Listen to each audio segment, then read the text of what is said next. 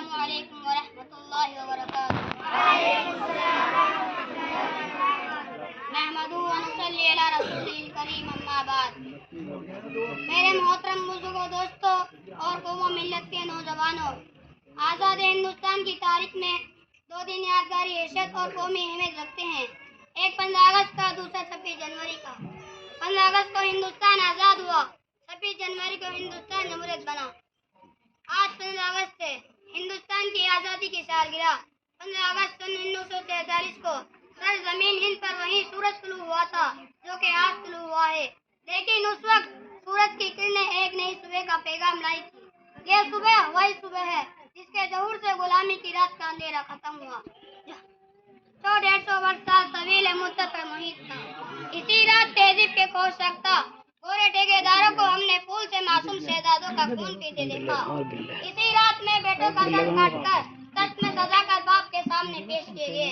اسی رات میں ہنرمند اور ماہر استاد کاریگروں کے ہاتھ قلم کر دیے گئے اور انگوٹھے قطع کر دیے گئے، اور کسانوں کی زمینیں چھین کر ان کو در بدر کی ٹھوکریں کھانے کے لیے چھوڑ دیا گیا۔ اس تاریخ رات کی جو صبح ہو، اس کے لیے ہم نے کون سے جتن نہیں کیے، سازش اور بغاوتیں کی، آزاد حکومت کی تشکیل کی، مزاحمتی تحریکیں چلائے، جان و مال کی قربانی دی، وہ سب کیا جو حصول آزادی کے لیے ناگزیر ہوتا ہے۔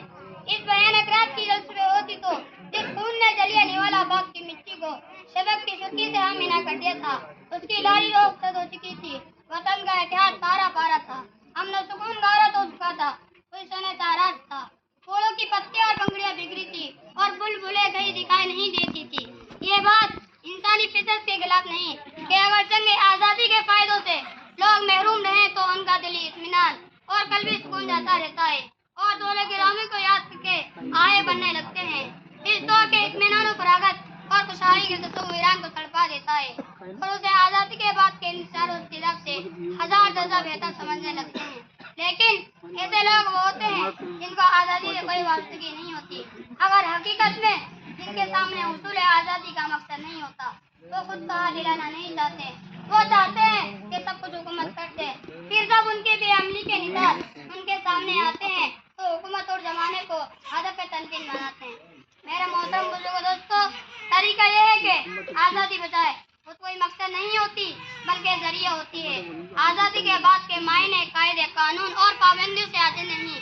آزادی کا مطلب یہ نہیں کہ ہر ضابطہ ہر قانون ختم ہو گیا، جو چاہے کرے کوئی روکنے ٹوکنے والا نہیں، ایسی آزادی نہیں، مذاق ہے۔